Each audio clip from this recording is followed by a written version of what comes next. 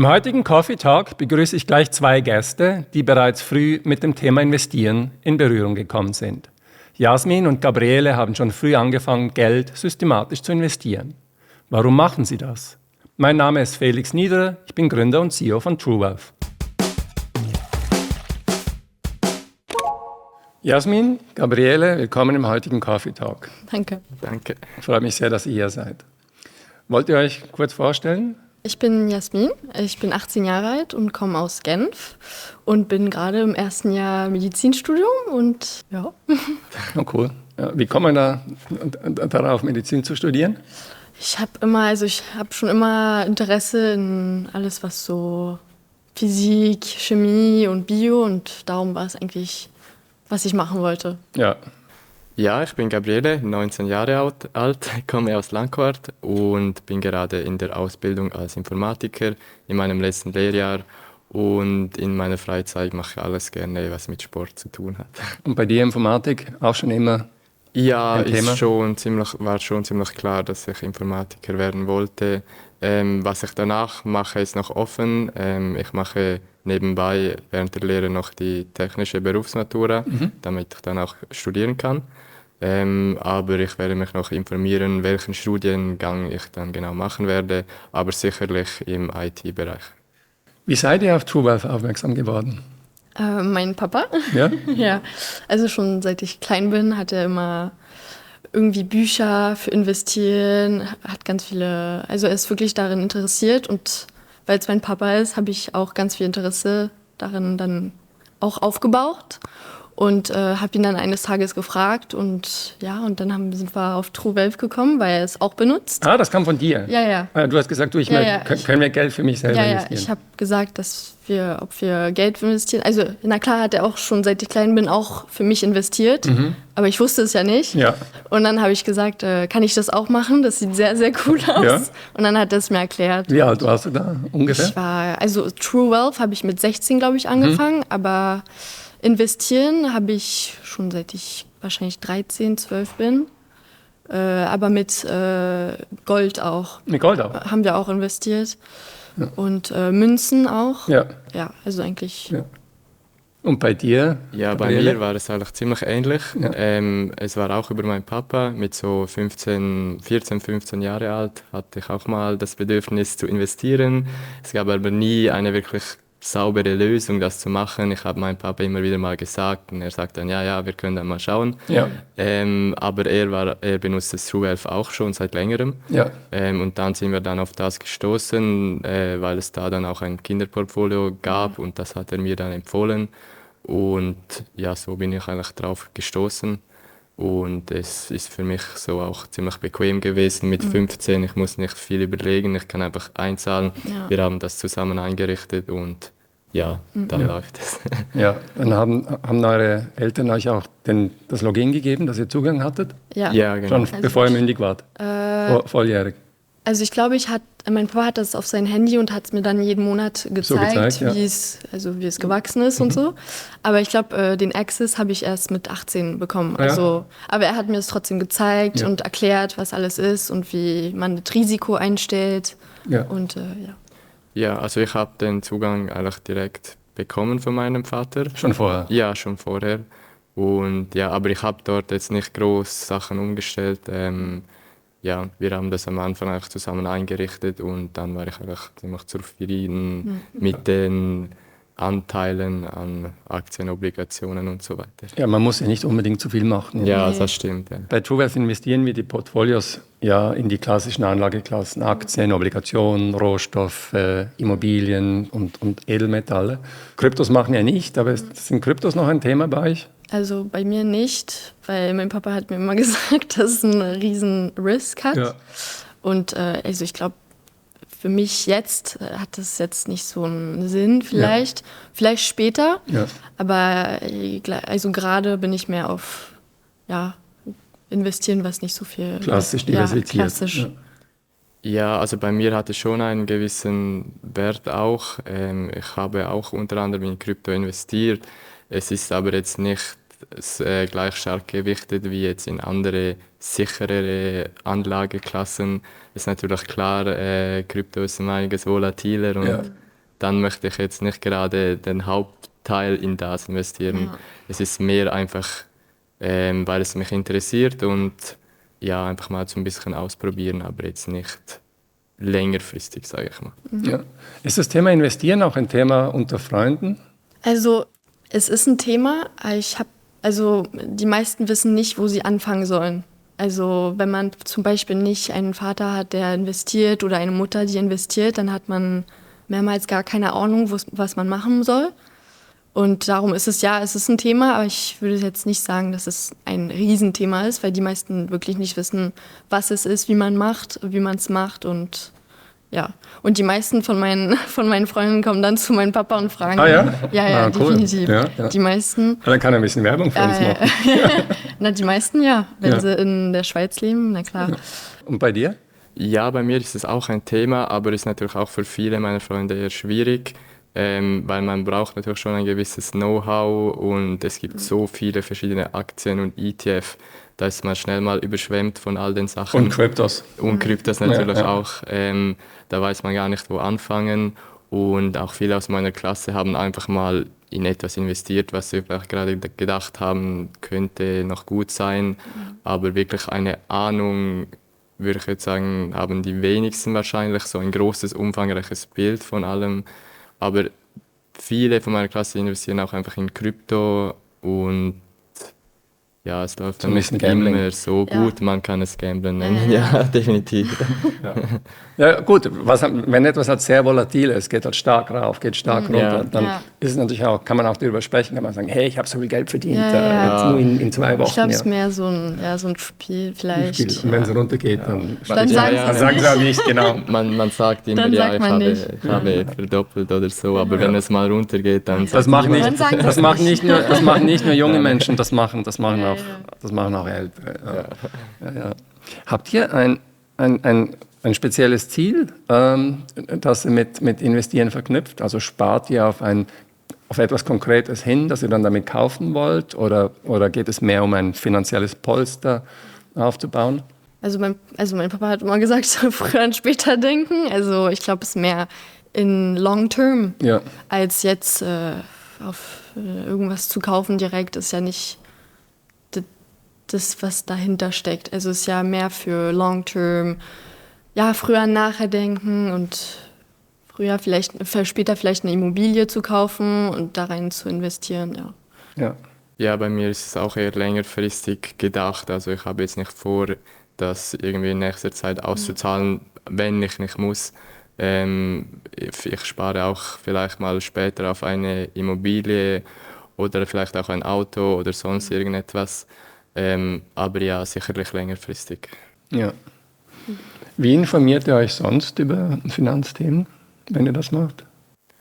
Bei mir teilweise über YouTube. Es gibt ganz viele YouTube-Videos, welche noch ziemlich lehrreich sind, finde ich. Ja. Oder über Social Media, dort muss man aber aufpassen. Gut, YouTube ist auch Social Media, aber ich meine jetzt mehr Instagram oder so. Da gibt es auch viele falsche Informationen. Aber wenn richtig, dann meistens über YouTube. Ja. Ja.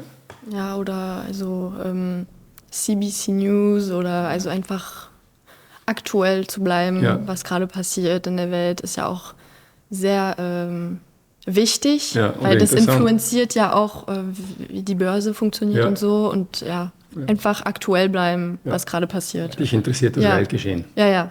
Ja.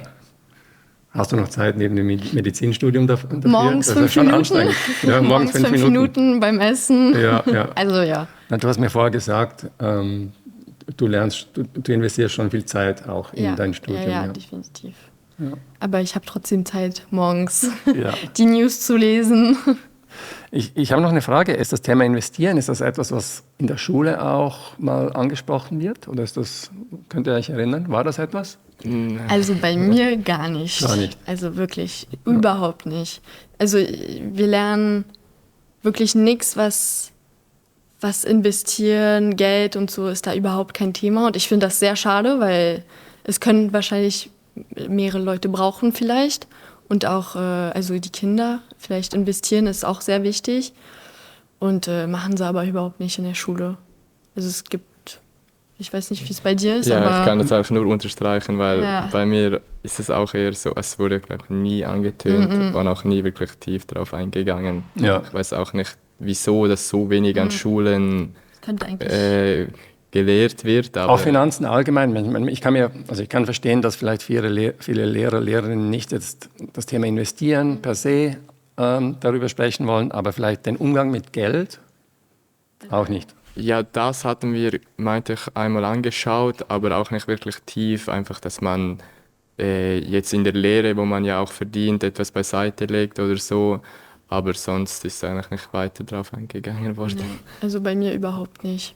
Also wir hatten einen Businesskurs, aber selbst da hat man uns nicht, würde ich sagen, über Geld direkt, mehr so vielleicht wie das funktioniert, was der Staat bezahlt, was er nicht bezahlt, Assurance, also Versicherung. Krankenversicherung, welche Krankenversicherung man braucht, also was eigentlich nützlich wäre fürs spätere Leben, Ja. machen sie überhaupt nicht. Ah, ja, gut. Gut, vieles darf man ja selber lernen. Ja. Ja. Was gefällt euch an TrueWealth und was nicht? Mir gefällt vor allem, dass es so einfach funktioniert, dass man das am Anfang eigentlich wie einstellt, was man genau möchte, wie man sein Portfolio klassifizieren möchte. Und dann zahlt man ein und dann muss man eigentlich wie nichts mehr machen. Das finde ich ist noch sehr praktisch für mich, weil ich zahle einfach jeden Monat, kann ich auch einfach einen Dauerauftrag machen. Und dann muss ich mich nicht mehr darum kümmern, ja, was kaufe ich jetzt genau und zu welchem Zeitpunkt und so, sondern man hat dann wie so eine Treppe, in der man jeden Monat investiert und dann... Ja. wenn Das es sieht noch mal- schön aus. Ja, Ja. genau. Ja, das motiviert dann auch. Ja. Ja, Gibt es ja. etwas, was noch fehlt oder was wir besser machen können? Also ich bin glücklich mit der App. Ja, ich bin auch sehr glücklich. Krypto könnte man höchstens überlegen, wenn man mehr Risiko eingehen möchte, aber natürlich nicht für alle. Nur Du musst für, jetzt immer so, du hast halt Kryptos noch irgendwo anders und Ja. dann musst du ein bisschen hin und her ja, dann muss ich hin und her shiften. Ja. wechseln, ja. Das wäre vielleicht ein Krypto-ETF oder so für Leute, die vielleicht noch mehr Risiko eingehen wollen. Ja, ja. Aber ja. Wie oft schaut ihr euer Portfolio an? Also wie oft geht ihr schauen, ob das Portfolio jetzt im Plus oder im Minus ist? Also ich würde sagen einmal pro Woche. Ja? Ich versuche nicht jeden Tag zu gucken, weil Bringt nicht. ja, wenn es runter geht, dann geht es runter, wenn es hoch geht, dann geht es hoch. Aber ich würde sagen, ja, einmal pro Woche. Ja. Ja, bei mir ist es vielleicht so einmal im Monat oder so, weil ich kümmere mich jetzt nicht wirklich so stark um die Preisveränderung kurzfristig, weil das Portfolio habe ich ja sowieso längerfristig geplant. Da macht es jetzt für mich auch nicht so viel aus, wenn es mal runtergeht, dann ist es dann halt so. Aber längerfristig spielt es ja keine Rolle, ob es jetzt in einem Monat runtergegangen ist oder hoch. Also Ja, das ist so, aber es ist nicht immer ganz einfach. Ja. Ja. Aber ihr macht das extrem vorbildlich. Ja.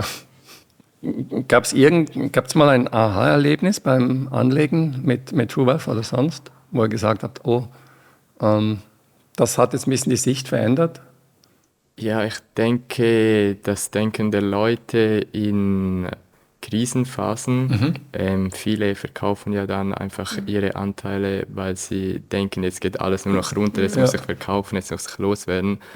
Wobei ist das dann eher genau für mich der Zeitpunkt, um zu kaufen, weil man muss eigentlich antimarktzyklisch handeln, habe ich gelernt, und da muss man wissen, wie man mit solchen Situationen umgeht. Oder wenn alles gerade wirklich sehr, sehr hoch geht und alle nur noch kaufen, dann muss man eher ein bisschen vorsichtig sein und so.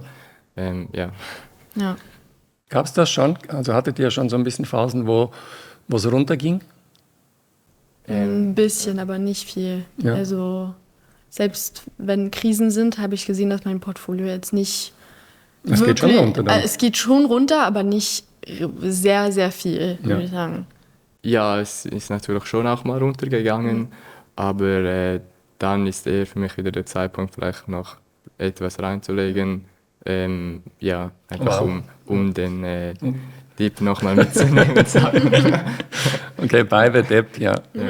Ja, sagt man so. Ja, cool. Also wir hatten jetzt natürlich auch in der Vergangenheit, in den letzten Monaten und Jahren noch nicht so große Market Crashes. Ja. Also Der letzte größere, die Finanzkrise, ist jetzt doch schon wieder länger her. Das war wahrscheinlich vor eurer Zeit. Ja. Oder Corona war wahrscheinlich auch eine kleinere Krise. Das stimmt, ja. Gibt es sonst etwas, was ihr euch von unserer Plattform oder vom Anlageprozess wünschen würdet? Also für mich, was noch interessant wäre, wären vielleicht Veränderungen einzelner ETF. Im Moment sieht man ja einfach die Länder oder die Kontinente, wie diese performen und so, aber nicht das spezifische Ergebnis einzelner ETFs. Da wäre je nachdem noch interessant zu wissen, wie hat jetzt genau dieser ETF performt. Ja. So, ja. Okay. Ja.